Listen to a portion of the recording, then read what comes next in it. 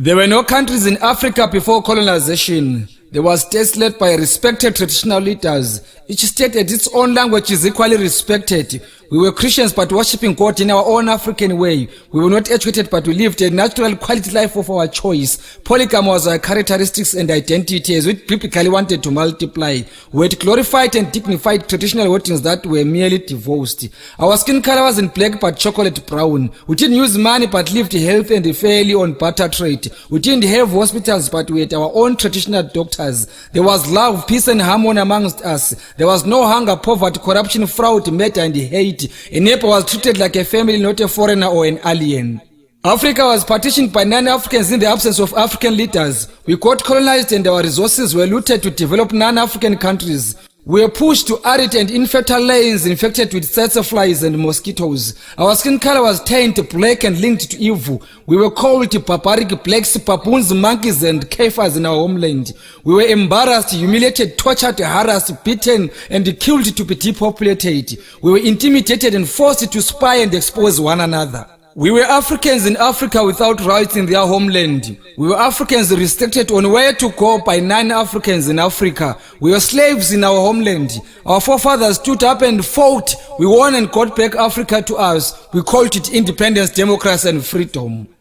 African independence didn't come alone. HIV mounted on us. Poverty heavily came on us. Unemployment fell on us. Chaos blossomed to us. Cancer carried away our lives. Sanctions were added to us. Now it's hunger, drought, earthquakes and cyclones. Where did we go wrong in Africa as Africans? African countries are all independent from their former colonial masters. Where are the fruits of independence, if I may ask? We now worship God in a non-African way. We are no longer polygamists, we are lesbians and gays. Sodom and Gomorrah was brought to us in Africa by non-Africans. African identity has been suppressed and diluted, polluted and converted. We Africans support non-African football clubs more than our own African teams. English, Portuguese, Spanish and French are our official languages at the expense of our own Bantu languages. We collectively fought together as Africans during our liberation struggle. We were not using visas, passports, emergency traveling documents, permits and asylems. What happened to our unity and togetherness? An African needs a passport and sometimes a visa to visit an African country. An African is annually given 90 days of staying in an African country. An African needs a certain amount of money to be granted permission to visit an African country. An African needs a study permit to study in Africa. An African needs a residential permit or an asylum to stay in Africa. An African needs a work permit to work in Africa. African speaks non-African languages more than their own African languages. Africans are called refugees in Africa while non-Africans are called tourists. Africans are called poachers in Africa while non-Africans are called professional hunters. Products manufactured from African products are unaffordable to Africans. Is this what we call independence in Africa? Why are Africans beggars while we have flora and fauna? Why do Africans need non-Africans to solve their own African problems? How many Africans have solved non-African problems? How many African leaders have sensitive posts like security in United Nations, and why?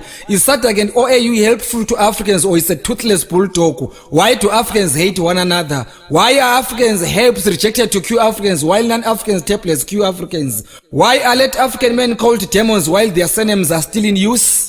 Our own traditional healers are now evil. Our own traditional leaders are politicians as puppets. Our traditional herbs are no longer important but useless. Who own businesses in Africa? Who owns land in Africa? Who are investors in Africa? Who is controlling African economy? Why are Africans still living in squatter camps in Africa? Why are Africans migrating to 9 African countries? Why are some African countries sanctioned? Who killed Gaddafi and why was he brutally killed?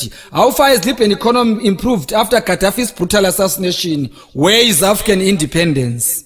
Cry, my beloved Africa, until all Africans feel at home in Africa. Cry, my beloved Africa, until Africans completely gain total control of their natural resources. Cry, my beloved Africa, until child and human trafficking is over. Cry, my beloved Africa, until human abuse is ironed out. Cry, my beloved Africa, until Bantu languages are internationally recognized. Cry, my beloved Africa, until freedom of speech and freedom after speech prevails. Cry, my beloved Africa, until all African heroes and heroines are honored when still alive. Cry, my beloved Africa, until human rights are respected not not violated. Cry, my beloved Africa, until better life for all arrives to all Africans. Cry, my beloved Africa, until all Africans have decent shelter. Cry, my beloved Africa, until education and health is for free. Cry, my beloved Africa, until all Africans afford decent meals. Cry, my beloved Africa, maybe our Lord will bless cursed Africa one day.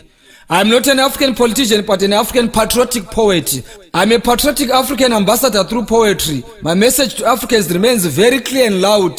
My message to Africans remains poetic, not political. I'm not against non-Africans, but I advocate for African unity and peace. I won't keep quiet until all Africans wake up, smell coffee, and get united. I am Opet Dube.